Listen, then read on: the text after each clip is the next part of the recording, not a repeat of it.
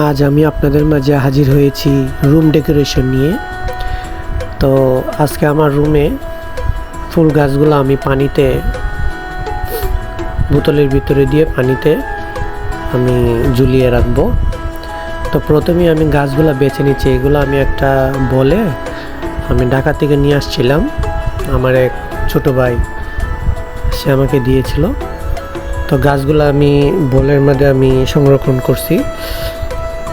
তো যাই হোক, এখন ভাবলাম যে গাছগুলা বড় হয়ে গেছে, গাছগুলা দরকার আমার মতো করে নিজের মতো করে সাজিয়ে নেব। তার জন্য আমি বোতলের ভিতরে পানি, ফিল্টারের পানি নিয়ে নিচ্ছি। তো সবগুলো বোতলে পানি নিয়ে নিলাম, 5টি বোতল ছোট বড়।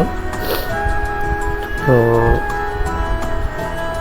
এক এক করে আমি গাছগুলা বোতলের ভিতরে রেখে দিলাম।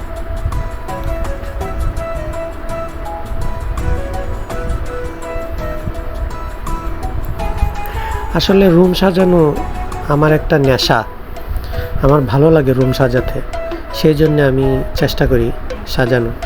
তো আমি ওয়ালে তার কাটা দিয়ে আমি ঝুলিয়ে দিচ্ছি।